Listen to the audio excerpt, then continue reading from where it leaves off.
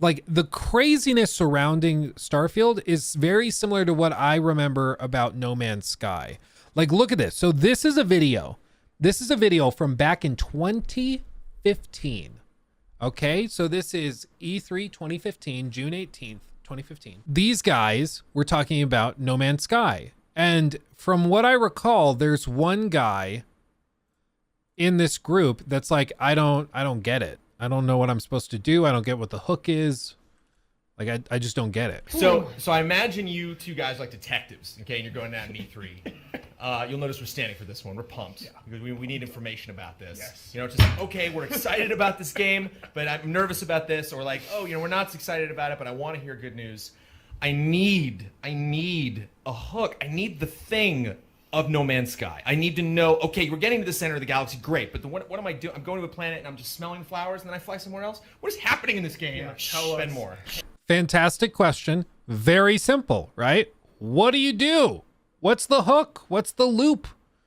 What's the thing? And this is a question that also is very valid within Starfield, because people have been saying, okay, well, you can get bases. Todd Howard went out of his way to say in that interview he did with the Kind of Funny Games guys, the base building is considered a very late game activity. You're not going to be doing that through your main run of the game. That's something after like the campaign. That's late game. Okay. Same with like ship customization. That's late game. That's not something you'll be doing for the first however many dozens of hours. Okay. So what are you doing in the base game, in the main game that most people are going to be engaging with, not the end game?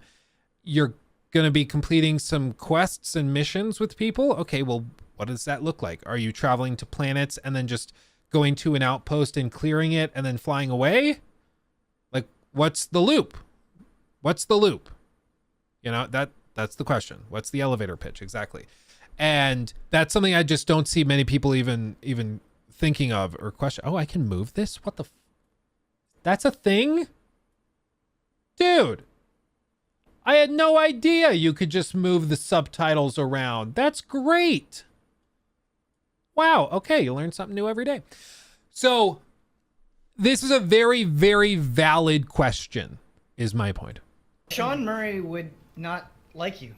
He wouldn't like you. I'm sorry. All right. And that's fine. No, hold on. Whoa. The reason I am the most the reason that I am most excited for this Just Played is because this is the first, I've been working in this industry for 2 years. This is the first time that I feel like I had an emotional connection with a human being. Like, it wasn't just... Oh my God.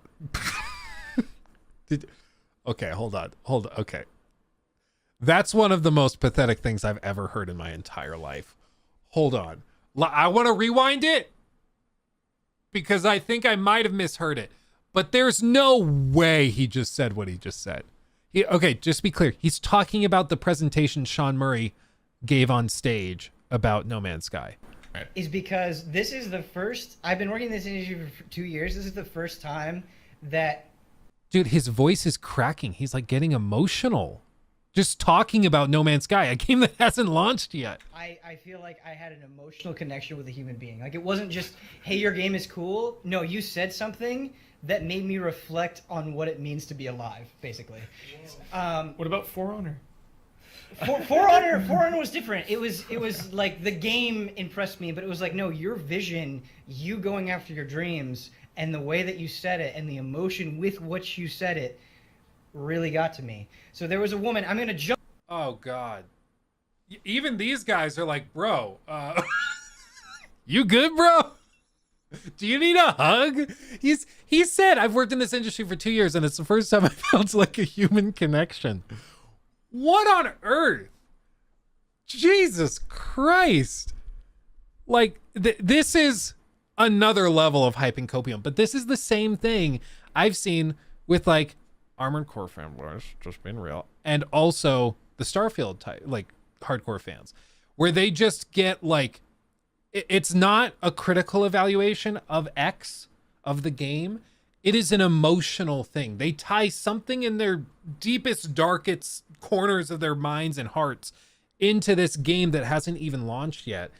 And that is, I mean, imagine how destroyed this guy was when the game launched. I would love to see this guy, if somebody can dig around and see, I don't know who this guy is, but if you could dig around and see if you can find like a video of him talking or something, when the game launched, I would be very interested in seeing it because I'm just like, I'm blown away. Like this is another level. I like this guy actually, and I'm not just saying this, I'm not joking. This is something that I would say probably needs a little bit of help. Stefan Hopefully he's doing better Constantine now. Trash super chatted $5.57. Thank you, Stefan. Have you seen the Internet Historian video on NMS? Oh yeah. This guy is the character who loves Sean too much at the end of that video. Oh, is that he's the one that like the fan fiction is based on? You're not even wrong, dude. Like, this is just the level of hype people get to in the gaming space is dangerous. Being this excited or this into anything isn't healthy. Even this level of excitement and like passion and obsession to like your mom or your dad is probably unhealthy as an adult man. It just is. Okay. You gotta calm down because it's just not healthy. You need to be a little more leveled out. Jump to the end of this demo really quick. I need to say this. It's been burning sequence. inside me. I want it. The entire day. There was a woman who said exactly what you said. So we're going to the center of the galaxy. Why? What's the point? What's my motivation? What am I earning? Good question. And not Alex Hutchinson. Sean Murray. Sean Murray. What he wanted to do, the facial expression that he had is he wanted to grab this person that asked the question and shake them, but he didn't. He didn't. He gritted his teeth. And he said, what is the point? What is the point of anything? He said, I have played so many games where I'm just going around and I'm collecting things to get stars, to get puzzle pieces. And those are all great. I've enjoyed all of those games. But he said, I'm excited about where games are going, okay? Super Mario Brothers was the game that got me excited about games. But what I'm excited about is Minecraft, right? Kids today, they don't care about achievement points. They don't care about trophies. They care about how they can express themselves in a virtual world. And my dream is to give you infinite possibilities, to give you this space where you can fully explore. And I want to, as little as possible, I don't want to tell you what you should be doing. The impetus is on you. Okay. Listen, this isn't Jesus giving you like your purpose and meaning in life. We're talking about a video game. And video games are built in certain ways because you have to have gameplay loops. You have to have something that loops and hooks people with dopamine. You have to have something that triggers that dopamine response. You have to have an activity, a reward, a conclusion. There are sandbox games. There are sandboxes where you can just do anything, but those are much more tools that people use to create their own fun. In Minecraft, it's funny he brought up that example. Minecraft, the gameplay loop in the base game is often just to survive and then get to the whatever elder world I think it is and defeat the dragon thing. Like that's how you beat Minecraft. There is a goal, there is a conclusion, there are activities you get or you participate in to reach that conclusion. And like even beyond that, if you're just talking about the sandbox area, people still make their own goal and make their own kind of gameplay loop in order to achieve that using that sandbox where they're like, I saw the video of the guy, he and a team of people, they went and they recreated Minecraft in Minecraft using the like redstone, whatever. They built a computer in Minecraft using those systems and they can actually simulate Minecraft in like I think it's like a 16 by 16 block space. You know, it's very limited, but they did it. Like people will still create these activities and goals for themselves. You can't just have a game that has nothing in it and expect people to find meaning and hope in it. But the way this guy's talking about it, again, like this is just not healthy for anything. If you talk about any human being this way, you're probably in a cult. I hate to break it to you, you're probably in a cult. I'm always blown away that people are like how does somebody get involved in like Scientology with L. Ron Hubbard being like, yes, and up there is the Dagobah system and Yoda's over there and he's giving Luke Skywalker a back massage and he came down and then they threw their operating thetans into the volcano and now I am the supreme ruler. And like he goes through all of this and I'm like, how did anybody sit here and think this guy, he knows the truth. Like how did anybody get there? But it's because people get in this mind space. They get like this delusional and tied up in a cult of personality. and it's just bad for you. It will break your brain. Like, this is really like the furthest extreme of hype makes you stupid. This is what it looks like. So in No Man's Sky, Emotional. there is Emotional, yeah. no point. You are trying to get to... He said the thing. In No Man's Sky, there is no point, and that's a good thing. It's the same thing with like Starfield, where I'm like, so what? Like, no vehicles, no rovers to navigate planets. That seems like a bad thing to me. And they're like, no, it's not a bug, it's a feature. It's not bad, it's actually really good. Like, okay, we're so down the rabbit hole of cope that we've gone crazy. Yeah, he said it unironically. Do it or don't. Sean Murray doesn't care at all. He says the most popular way people have played his game is what they've done is they've found valuable resources like fuel, which is one of the most valuable. They've bought it for a really cheap price in one system. They've flown to another system, figured out that they could sell it for a super high price, and they've done that for dozens of hours. They've just been traders, right? But they don't pick the trader class. They organically figure out that this is something that's exciting to them. This is how they want to play the game. Right, but right here, this Just Played is the first time I've ever... Yeah, I mean, again, it just sounds like this. What's really kind of sad about this is that it sounds like he's looking for an escape from life. Like, when you're looking for a video game that will replace your life because you just don't like the one you're living, like, again, go talk to somebody who can help you. Sean Murray's not going to fix your problems.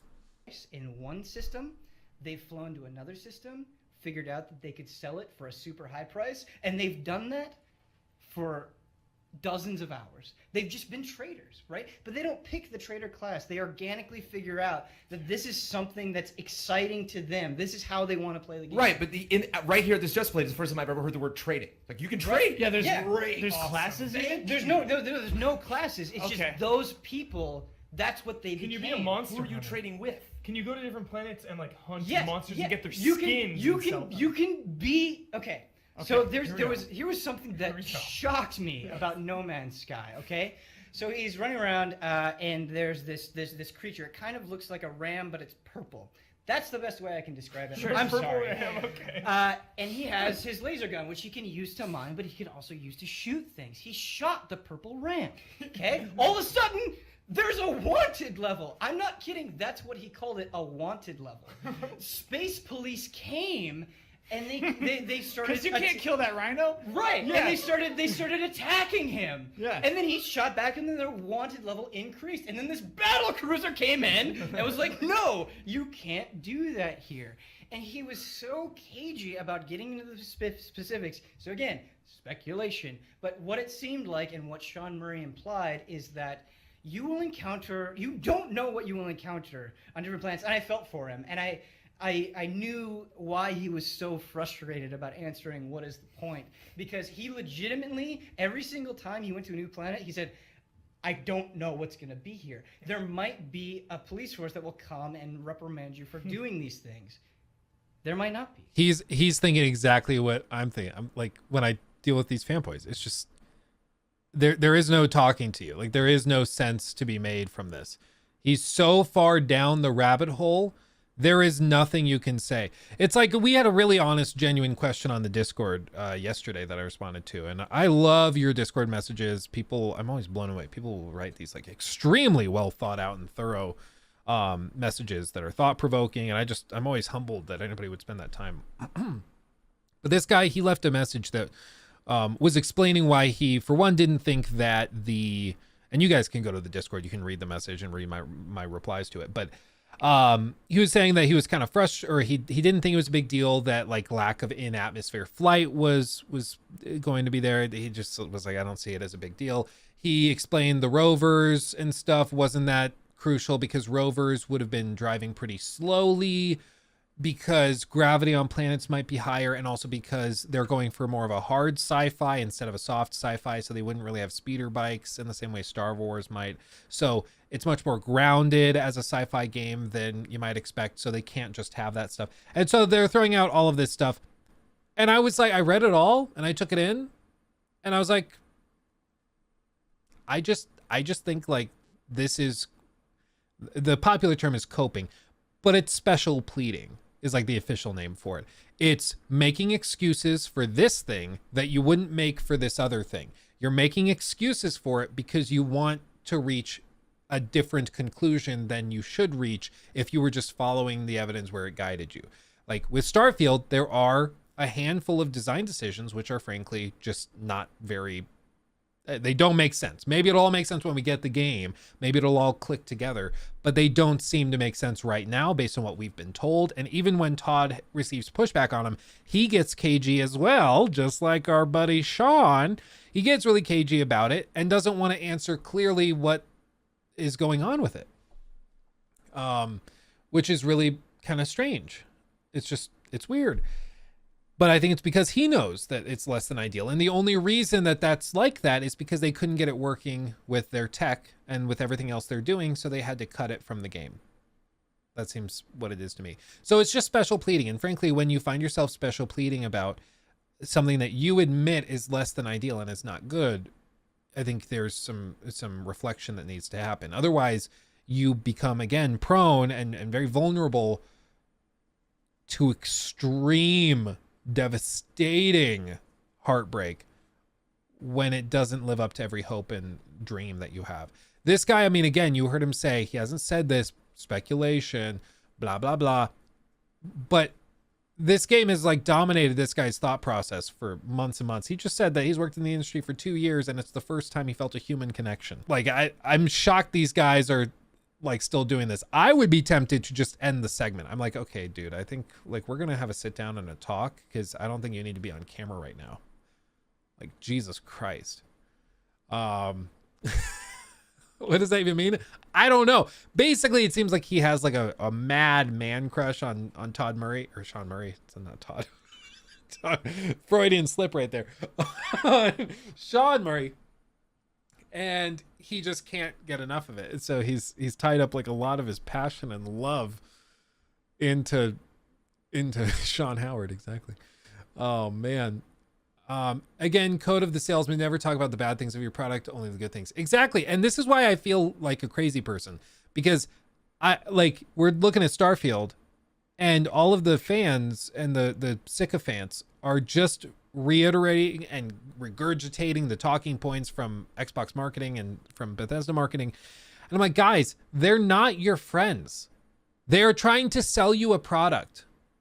It's not that complicated. Just like when you go into the car dealership, they're not going to tell you that, oh, well, the Ford whatever truck has these performance issues and then it also has been returned by a ton of people because of these warranty issues. Like, they're not going to tell you that. They're just going to tell you, oh yeah, and these tires are great, and you know, this won X award from X company, and you know, it's the best truck I've ever seen, and you know, people that drive them love them. And for some reason, they're just lapping it up. It's amazing to me. But nobody thinks like, or pauses for a minute and goes, wait, maybe I shouldn't just take wholesale what this salesperson is telling me as true. Luke, also, thank you. 6 months. Oh, baby. So, dude, haven't caught alive in a few weeks, but been catching the VODs. Hope all is well with you and the family. Oh, yeah, baby. We've been having a great time. Rocking and rolling. Good to see you here, my friend. And yeah, by the way, everybody join the Discord too. We have a good time. But you will have to deal with a lot of Rocky. So just be ready. Okay. Nothing. You might land on the planet and there's no life at all. But at the same time, what you're talking about, like what you're saying, where you're like, you don't have to do anything. You don't have to do anything in Spider-Man 2 for the PS2. You don't have to do anything in Grand Theft Auto 5. No. You don't have to do anything in Ghost Recon Wildlands. You don't have to do anything in Super Mario. But it's... See, when you're this insistent on interrupting people as well, it's your brain is realizing that what they're saying goes against what you're saying. And instead of acknowledging it, thinking, contemplating, you just try to interrupt it and shut it down and spew something back. Like, these are, again, it's so funny to me, but these are very similar traits to what you see with people, again, who are in like pretty extreme religious or political circles that start to face opposing opinions. They just can't handle it. It's just really, really funny. Can, because there is this road. That's the center of the universe. You know what I mean? And you get like, to the center of the universe. Right. That is your kind of carrot on gets stick. up on stage and demos this game. He doesn't say, "I don't care what you do. You can do whatever the heck you want." No, what if Mario had no enemies? Oh yes. Okay. No. Hold on. Oh my God. Brandon Jones. There's a difference between not pushing any buttons in Super Mario and wandering around in Minecraft, right? There's a difference. You might call some person in the world might call both of those things doing absolutely nothing. Right. But that's not true, right? In Minecraft, what excites me the most is I'll just start digging holes, man. I don't care. Absolutely. The minute I spawn, I'll just start digging holes. Yeah. I'm like, here we go. And the only thing that I want, right? This is why I buy so many packs in Hearthstone. I just want to find diamonds. And when I find them, Oh, he's a whale too. He's a whale too. I can't say I'm surprised. you know what I do? I log out of Minecraft. I'm like, oh, I got my diamonds, and I'm done. That's not how anyone else plays Minecraft. And that's it. Like that's when No Man's Sky crystallized for me. Is he doesn't want to give you a list of classes. He doesn't want to give you stats. And I know some people out there need that. I understand. This is not the game for you. It's just not. Can you dig? But I You like can Minecraft. dig. I dearly love Minecraft. I have had a resurgence of Minecraft like 5 times, where I will put the game down and then it's like, I gotta just get back in there. But to me, Minecraft, when they sold the first time I played Minecraft, I was like, got it. This is a game where I can do whatever the heck I want to. That's what this is. But it feels like that is not the way he has been selling it. He has not sold this game. We're just like, it's just a fun game, because Sony's like, go out on stage, and he's like, oh crap, maybe I can't say that. Maybe I can't. It's funny how this guy almost word for word is retelling. Like, he's saying, oh, it must be like this. I'm thinking it must be like this. And now we know for a fact that what he's describing is exactly the case. Like, Sean Murray didn't want to go out on stage. Sony pushed him out to go on stage because they got this as an exclusive. He had to market it. He didn't want to market it. He wasn't keeping things secret because there was secretly so much to the game. He was not saying stuff because there wasn't anything to talk about, because there just wasn't enough in the game. Like, it just wasn't there. But like, it's the two differences between like trying to think about it critically and trying to figure out like, okay, X is visible and is apparent. He's not saying these things. There doesn't seem to be a clear loop. There's no clear guide or mission or whatever. There's just a lot of things that are weird about this. And then we look at it, it's a small studio. They've only ever done like mobile games before. They've never done anything on this scale. I think at this time they were like 20 employees. Like, the developers were tiny. So there's reason to think that there's just not that much to this game. There's reason to believe that. There's a lot of good reason. Maybe not conclusive, but there was reason to doubt that No Man's Sky was going to be amazing. But this guy looks at it and is like, well, actually, it's because they've cracked the code of game development. They figured out a way to make a universe in a way that no other studio or no other company has ever been able to do before, because they're just that brilliant. And Sean Murray is going to have my babies. Like, Game this way, be really carefree and loose about it. He's like, oh, whatever, you can just do whatever you want. There's no rules. He's like, I gotta sell it as more of a standard experience than that. And so we've gotten the same demo 3 times where you're like, okay, right, you're pulling out, and there's stars, I got it. And he's just like, people forget they use the same basic demo like presentation multiple times leading up to No Man's Sky's launch, even using the same planets, reusing them, when the whole selling point was that multiple planets, you know, every planet's going to be different. And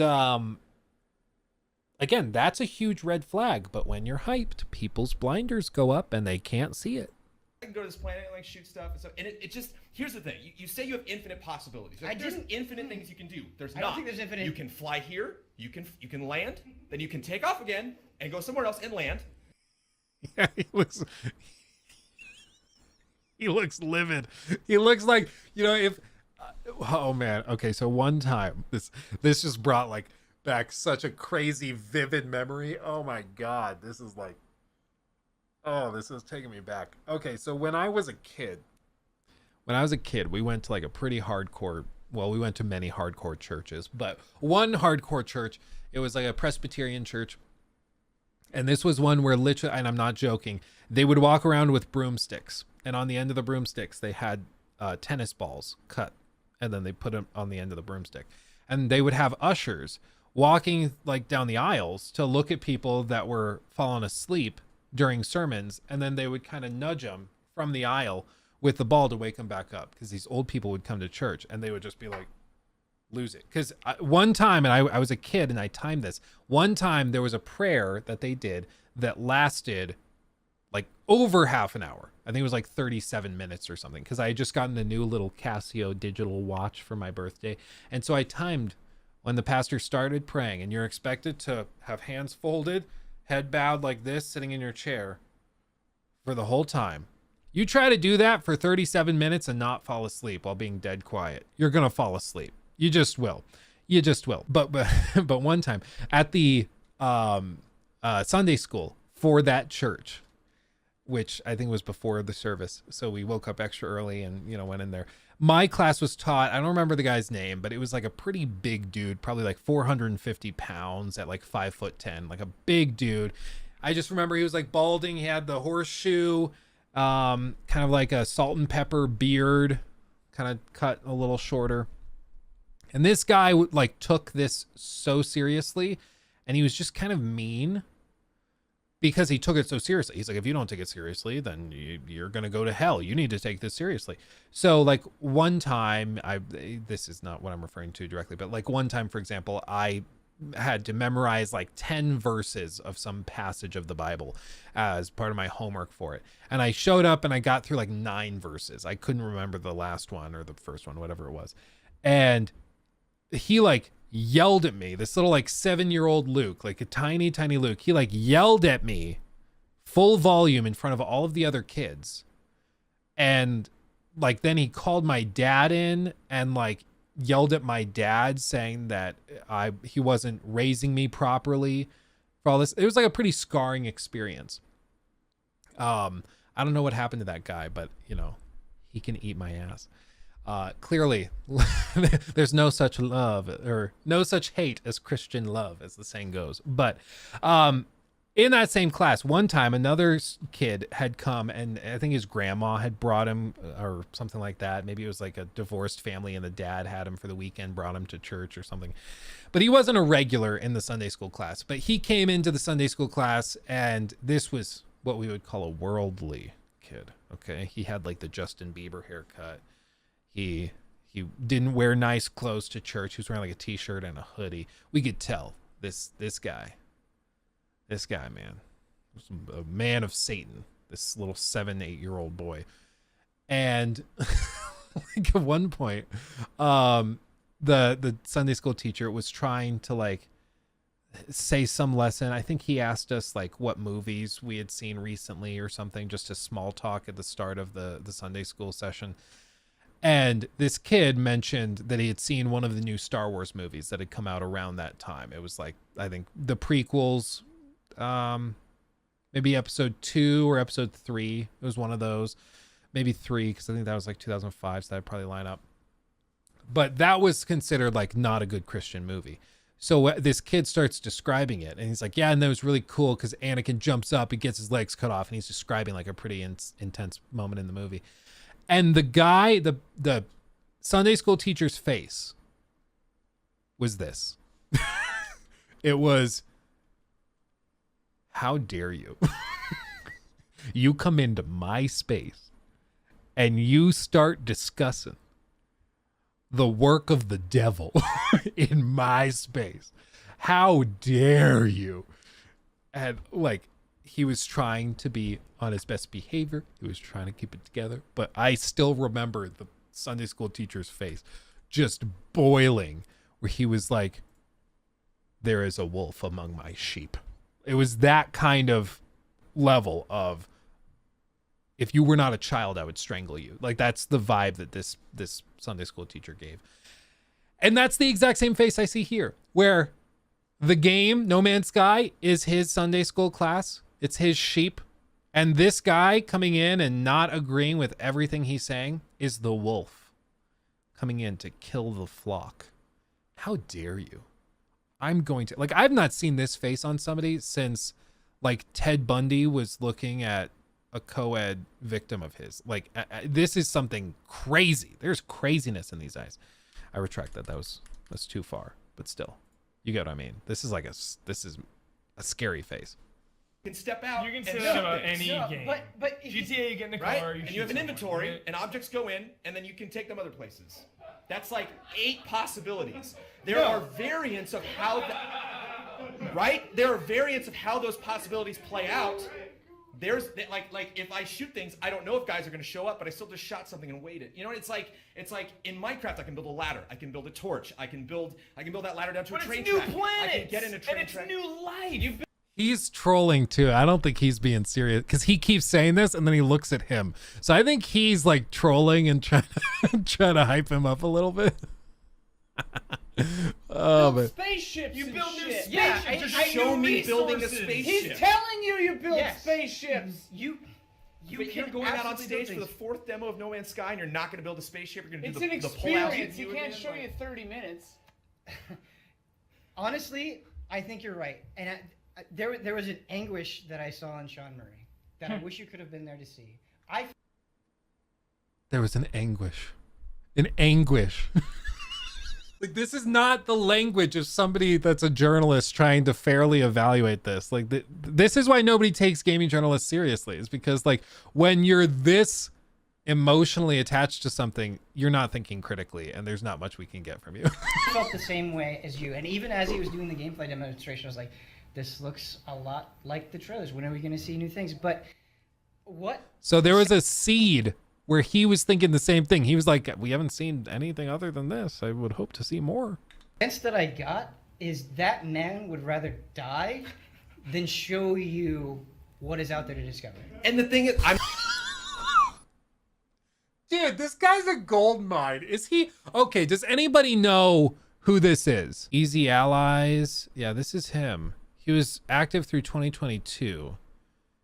It was announced that Ben would be joining Bloodworth in copy editing reviews, along with the announcements they would be exploring more personalized reviews and having reviewers doing their own IP. On June 21st, he announced he was leaving Easy Allies on July 1st due to his wife getting a new job back in his home state of Iowa. He cited that he and his wife had been wanting to advance the next stage of their lives and how they wanted to spend more quality time with their loved ones. Okay, so he's left. I don't know if he's still out there doing stuff. Like, I'm sure he's a nice guy, but Jesus Christ almighty, this is something else. This is like a scary level of what I would consider probably a little unstable. But like, I'm passionate about this game because I'm sensing a game I don't care about. Then I don't care. Then we have an 8-minute just played and we're done and we move on. Yeah, You want to that's the thing. discover this universe? Like there's something exciting about going to a planet and you are the first person in the world to see this creature.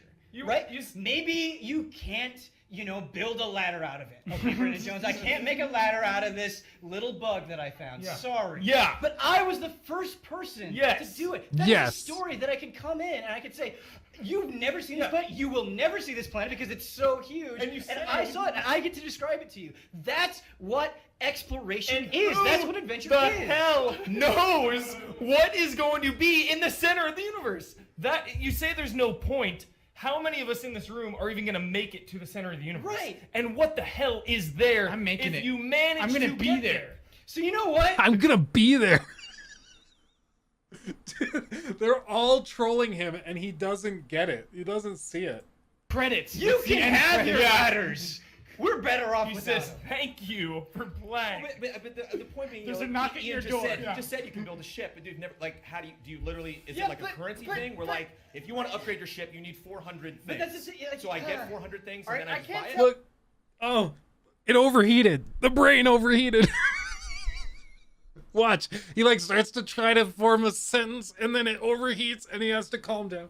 It's like when your weapon overheats. We're like, if you want to upgrade your ship, you need 400 things. What? That's just- So I get 400 things. Opposing opinions.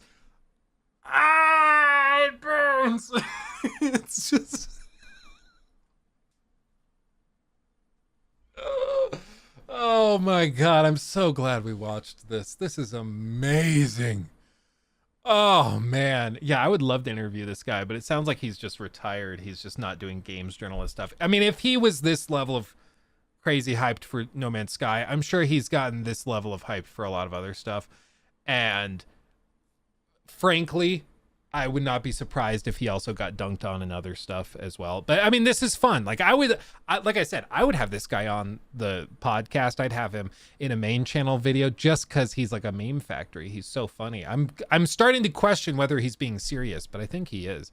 The fact that they're all like, they started as unsure if he was serious as well, but as they've seen that he is serious, they've started to meme on him and joke about it too. So I think they're all just involved in trolling him, but he doesn't realize it. I can't tell if you're just trying to make a discussion or if you're really this dead I inside. want to know. What was that? Listen to that.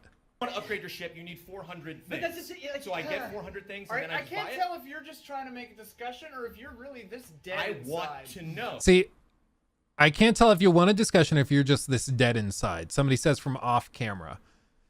Like, again, even the person off camera, it might not be this like emotional about it, but they're like, why are you asking questions? How dare you ask questions? It's like, dude, they're asking you for 70 or this time 60 freaking dollars. It matters. It just does. Like, why are we being so chill with this? Why should we just, like, why are they entitled to my money? They're not. They have to earn it. And if I'm not sold on the game, I'm not going to buy it. And they haven't sold me yet. Like, I'm sorry that offends you, but this is the reason we're looking at this is because this is the exact same core phenomenon that's going on with all of these other games people get crazy hyped about, whether it's something like Armored Core or Starfield or even Spider-Man 2 to an extent, or I'm sure when The Last of Us Factions comes out, we'll deal with it there. Whenever you get to the point where like somebody that's not sold on the game is viewed as anathema, as somebody that should be shed from the herd, we're in Crazyville. And when you realize that you can't tolerate opposing opinions and you want to dismiss them or silence them, which is what like this guy would have done here. He's literally shouting over him to get him to shut up. Like, there, you need to do some self-evaluation, some introspection, because you might be a little too deep. And people get frustrated when you ask about details. They're like, but hey, the way there's, you want details about this game? Don't you want to I explore? get it. It's like, I get it. Yeah, I want to explore. I get it. Yeah, Brandon, what do you? but no, you what do have with diamonds no, in no. Minecraft. This is the thing. You make This is better weapons out this of is it, what separates. No, this is the thing that separates the people that are going to be into No Man's Sky versus the people that aren't. Like, that's what it comes down to. You have to be okay with not knowing. You have to be able to boot up No Man's Sky, and you. Dude, it's literally have to faith. It's literally just faith. It's like, it's the exact same thing when somebody's like, okay, you believe in a giant spacefaring alien god who cares about you and is going to bless you with 1,000 Kerbal spec shards when you die that you can use to fly on a comet to the ecosystem of Kibble Bomb. And there you'll get 1,000 Balbimble virgin squirrels for your pleasure. And when somebody asks, okay, but why? Like, why do you think that? Do you have evidence of that? Do you have any reason why I should believe that? And then they shoot back with, no, if you want the good news, if you want to experience what I'm experiencing, this euphoria, you just have to believe it. You have to be okay with not knowing. Like, it's just, like, again, this is just faith BS. Like, it's the most dishonest position you can possibly have when you could say, I just don't know. I don't know. He should be saying, I don't know what the core gameplay loop of No Man's Sky is. They haven't really shown us. They've shown the same trailer like 3 or 4 times. The game still might be great, but at this point, we just don't know enough details to really come to a conclusion. Instead of saying that, he takes it on faith that it's going to be amazing. And that's why that is so dishonest, why it's so dangerous to think this way. With yourself, the money that you're spending on this game and the time that you're committing to it, where you're like, yeah, I don't know what I do. Are you okay with that feeling or not? I'm okay with that, but does your gun get better? Yes. You're not okay with that. Just say it's not a game for you. So you're gonna go into a game with Your gun no gets idea how to better. customize, no idea how Your to gun improve gets yourself, better. no So idea he- how to he make it actually better. said your He gun gets actually, better. no, Your he ship actually will never showed get that. faster. He Yeah. Why would actually you want your showed. ship to You get can faster? upgrade Why would your weapons everything. get more So durable? your Why would you gun, want to jump higher? Why your would you want gun, to improve yourself at your all? gun is a multi-purpose tool, right? So he showed an example where he was mining some rocks. There's this Right. giant orange rock. He shot it. He did it. He kind of sped it up a little bit. And he says, "Look, if you invest in this, you can get a better gun that fires more powerful lasers and allows you to mine more." Then he said, so you start in this very small solar system, right? And he said, if you want to think about like the most linear form of progression, it's all about your hyperdrive in your ship. Right. Okay, if you want to go to the He center of the hinted at that galaxy, today. He said, I can only go this far because right, that's because of my inventory. hyperdrive. In order to get the hyperdrives that you upgrade are some of the most expensive things in the game. So if you do want to explore, you have to go deep into a planet. You can't just land and hang out there for a while and wave at a few creatures. You have to get in there. You have to mine. You have to explore every part of it to find these really rare and really valuable resources. If you want to upgrade your hyperdrive, which you need to do to reach the center of the universe, that's your progression. There it is. There it is. How do you trade? So every single planet, because they don't want players to get absolutely stranded. By the way, right? question 2: how do you trade? How do you trade? Yeah. That's been- 12 minutes in. Question number 2. Man, yeah, this is reaching copium levels I've never seen. Yeah, this is a great example of the end stages of hype where you just lose your mind and you sound like a crazy person. And I think you guys can see just how crazy this guy sounds right now, because it does frankly sound insane. Like he just sounds like he's lost his mind.